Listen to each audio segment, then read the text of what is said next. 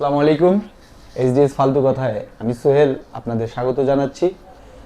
আমাদের অনুষ্ঠানে সবসময় নিত্য নতুন ব্যক্তিত্বকে আমরা ডেকে নিয়ে আসি।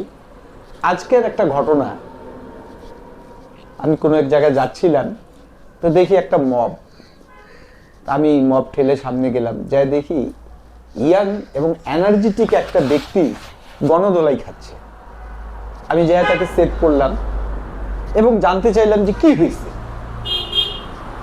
তো আশেপাশের লোক যারা তাকে ধুলাই দিচ্ছিল তারা বললো যে পুরি চোর। আমি মনে করলাম যে এটা আবার কেমন কথা। তারপরে ছেলেটাকে তাদের কাছ থেকে সেভ করলাম, সেভ করে তাকে বললাম যে তুমি আমার অনুষ্ঠানে আসো, তুমি তো ইয়াং এবং এনার্জেটিক, তুমি অনুষ্ঠানে আসো, আমার অনুষ্ঠানে আসার পরে তোমার সাথে কথা হবে। যথারীতি সেই ছেলে আমাদের অনুষ্ঠানে এসেছে। আসুন, তার সাথে কথা বলা যায়। তুমি আসো, আসো প্লিজ, চলে আসো।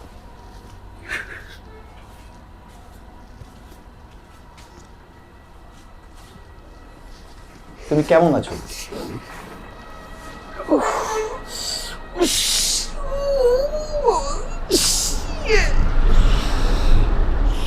আচ্ছা,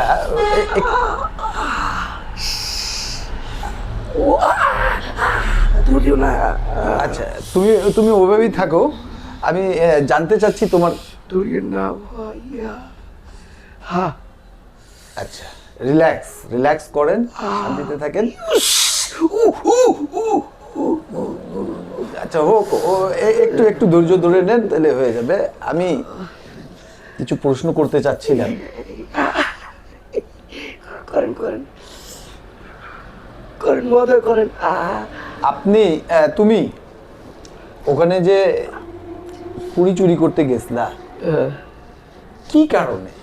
তুমি তো ইয়াং এনার্জেটিক, কর্ম করে খাইতে পারো, তোমার চেহারা সুরত ভালো, শরীরে শক্তি আছে, কিন্তু কর্ম করেও পুরিটা কিনে নিতে পারতা। আমাকে দেখে কি চোর মনে হয়? না, আমাকে তো মনে হয় না। 5 টাকা দেবে পুরি চুরি করতে যাবো? না, আমার তো সেটা মনে হয়নি, যার ফলে তো অনুষ্ঠানে দেখেছি।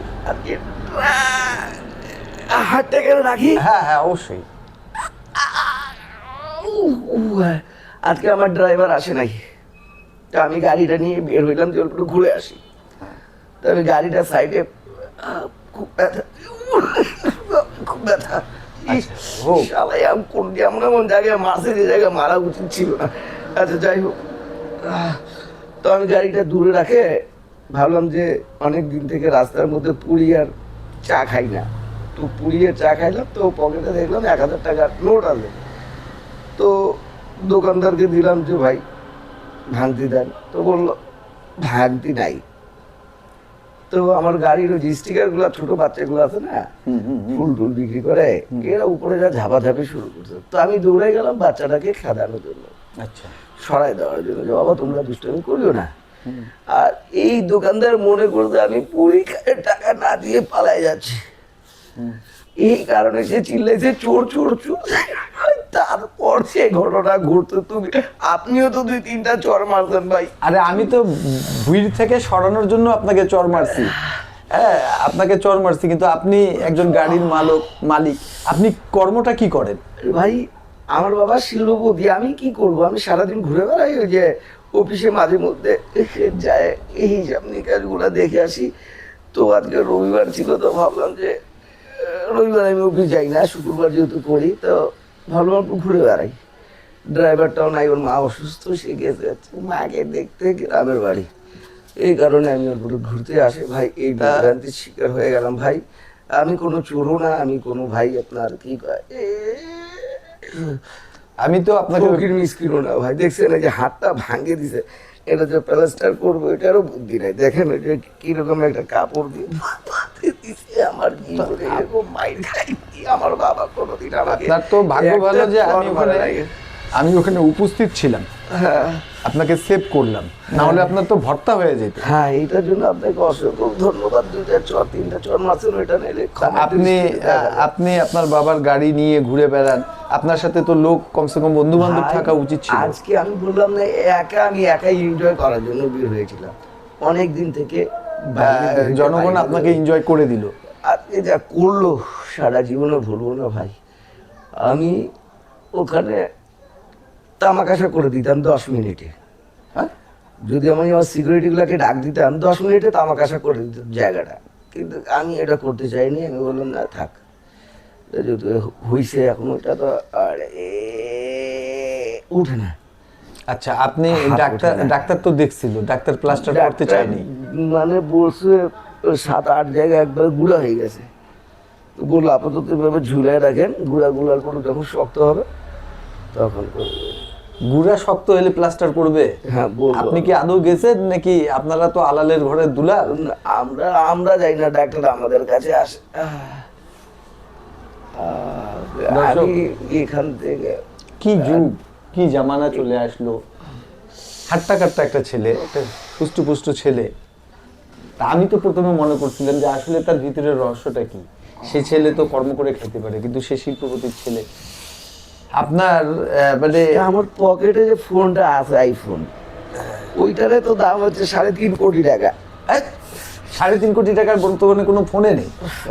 জানো না, তোমরা গরিব মানুষ, তোমরা এগুলো বিষয় জানবো না।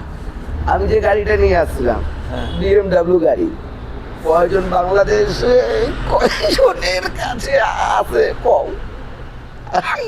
তুমি এত দামি গাড়ি আপনি নিয়ে আসলেন, কান টান ফাটাই দিছে, চট্টর মারে রে ভাই। আপনি কোনো বেয়াদবি তো ওখানে করেননি লোকদের সাথে? আমাকে দেখে বেয়াদব মনে হয়? আমি আপনার সাথে কথা বলছি, কতক্ষণ থেকে শালীনতা ভাষায় কথা বলছি। হ্যাঁ, বেয়াদব তো মনে হইল না। শালীনতা আছে, শিষ্টাচারিতা আছে কথা, কিন্তু অন্য কোনো কথা বলি না।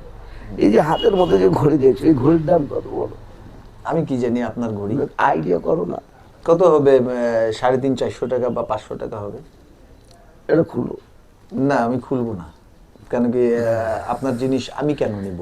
এই যে যেটা প্রলেপ দেওয়া আছে না, এটা স্বর্ণের, আর পুরাটা রূপার, আর এই ভিতরে যেগুলো দেওয়া আছে সব প্লাটিনা। প্লাটিনা?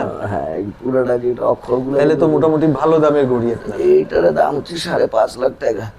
আমি মাত্র 10টা টাকা পুরীর জন্য আইবের যদি হয়ে গেলাম। এখন তো ভয় পাচ্ছি যদি আব্বা দেখে নেয়, যে হলো গিয়ে ইসের মধ্যে যদি কেউ ভিডিও করে যদি ছাড়ে দেয়, তবে তো একবারে বেড যদি কারবারে পড়ে যাবো ভাই। আপনি পড়ালেখা করছেন? হ্যাঁ, আমেরিকা থেকে ডাবল MA করে আসছি বিজনেসের উপর, মার্কেটিং। মার্কেটিং এর উপর MA করছেন? আমেরিকাতে কি এরকম বনধুলাই কোনোদিনও খেয়েছিলেন? না, ওখানে লোকজন সভ্য। সভ্য? হ্যাঁ, এখানে আমি তো শুনেছিলাম যে কথায় কথায় গুলি, বন্দুক বাইর করে গুলি মারে। ওরা ওখানকার লোকগুলো সভ্য, স্টুডেন্ট গুলাকে যথেষ্ট পরিমাণ সব শ্রদ্ধা করে এবং তারা শ্রদ্ধাশীল। তা আপনাকে তো দেখে স্টুডেন্ট মনে হয় না, আপনি তো অনেক আগে পেশ সেই আগে যখন লেখাপড়া করছি তখনকার কথা বলছি, আমি বলছি না যে এখন পাস করে এসেছি। আপনি তো কথাটা অন্যদিকে নিয়ে যাচ্ছেন। এমনি আমার শরীর ভালো না। যাই হোক, আপনার সাথে এখন ঘটনাটা হচ্ছে, আমি আপনার সাথে আমাদের বাংলাদেশের লোকজন খুব খারাপ। 5টা টাকা 10টা টাকা পুরীর জন্য আমাদের। তা আপনি তো এটা করতে পারতেন। আমি ওনাকে বললাম ভাই 1000 টাকা নোট আপনি রাখেন, ভাঙতি নাই রাখে দেন 1000 টাকা। তো সেই লোক বললো না আপনি ভাঙতি আনে দেন। তো আমি ভাঙতি কই পাবো? আমার কেউ চেনে?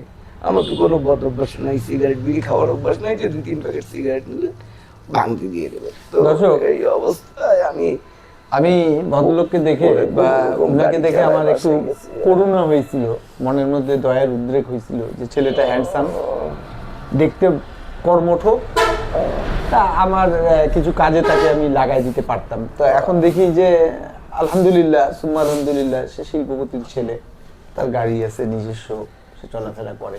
তা আমি আপনাকে বলতে চাচ্ছি যে এই যে এক্সপিরিয়েন্সটা হলো, এই এক্সপিরিয়েন্স কি ভোলার মতো? কোন জায়গায় আটকাই, সব জায়গায় বাদ। এমন কোনো জায়গা নাই যে বাদ দিছে মারার। ভাগ্য ভালো যে আপনার সেন্টার মতো আঘাত করে, নাহলে তো মরে যেতেন। দর্শক, আপনার সাথে আর আপাতত যেহেতু শারীরিক অসুস্থতা আর কথা আগে বাড়াচ্ছে, কষ্ট হচ্ছে না, ঘটনা হচ্ছে খুব কষ্ট হচ্ছে আমার। হাতটা কি ঠিক হবে? হ্যাঁ অবশ্যই হবে, আপনি ডাক্তারকে দেখাইছেন। এক হাত দিয়ে গাড়ি চালাই আসছি আমি, মানে স্টেটে পর্যন্ত এক হাত দিয়ে গাড়ি চালাই আসছি। আর আমার গাড়িগুলো এখন কিন্তু সবগুলো বন্ধু দিয়ে বাইরে দাঁড়ায় আছে। এখন কোনো শালা, মানে আমারও মুখ খারাপ হচ্ছে, কোনো শালা যদি আর বলে গুলি করে দেবা, কেউ যদি আমাকে না, মারতে এটা আসে, করিয়ে না, না, আপনি- যদি কেউ আমাকে মারতে আসে, আপনি যেভাবে শালীনভাবে ছিলেন, শালীনভাবে কথা বলেছেন, বাংলাদেশের স্বাধীনতার জায়গা নাই ভাই। এই যে এরকম একটা সুস্থ মানুষ পুরে খাই, পুরে গোল গোল। আমি তো মনে করছি পুরি চোর, কিন্তু এটা আমি সরি, আমি আমার ওয়ার্ডটাকে ফেরত নিচ্ছি। চোর না ভাই, আমি কি চোর? হ্যাঁ। কুড়ি চুরি করবো কম। না, আমি আমার ওয়ার্ডটাকে ফেরত নিয়ে যাক, নিলাম। আপনাকে ধন্যবাদ। হ্যাঁ, অনেক অনেক ধন্যবাদ। এখন ঘটনাটা হচ্ছে, আমি ভাবতেছি আজকে দিয়ে আমি সিগারেট খাওয়া শুরু করে দেবো। না না না না, সিগারেট খাওয়া লাগবে না, তাহলে এটা স্বাস্থ্যের ভাঙতি পক্ষে- নিতে সমস্যা হবে না। স্বাস্থ্যের পক্ষে না, ক্ষতিকর। কিন্তু আরে স্বাস্থ্যের পক্ষে তো সারা পুরি খাওয়াটা ক্ষতিকর হয়ে গেছে ভাই। ধূম্রপান স্বাস্থ্যের পক্ষে ক্ষতিকর। আরে তো পুরিটা- পুরি খাওয়া তো শরীর স্বাস্থ্যের জন্য পুরা ক্ষতিকর, এমন কোনো জায়গা নাই ভাই। তোমার ওই জায়গা ওটা না। ওই জায়গাতেও মারছে। দর্শক, আমি মনে করছি যে উনাকে নিয়ে আর কথাটা আগে না পারে, উনাকে হসপিটালাইজ করতে হবে। উনি কষ্ট করে এসেছেন, এর জন্য উনাকে ধন্যবাদ। আপনি আমার অনুষ্ঠানে আসছেন, আমার সাথে কথা বলছেন, এবং আমি যেটা মনে করছিলাম আপনি সেটা নন, আপনি নিতান্তই গরিব আমি মনে করছিলাম, কিন্তু আলহামদুলিল্লাহ আপনি অনেক ভালো। তা আগামী দিন বা আগামী সময়গুলো আপনি সতর্ক হয়ে সাবধানেই চলবেন। আমাদের দেশের জনগণ ভালো না, ভালো, কিন্তু ক্ষেত্র বিশেষ খারাপ, যেহেতু ভয়ের মধ্যে আছে। দর্শক, আল্লাহ হাফেজ। আচ্ছা, আপনাকেও ধন্যবাদ। আল্লাহ হাফেজ। সুস্থ হবো তো? হ্যাঁ অবশ্যই, ইনশাল্লাহ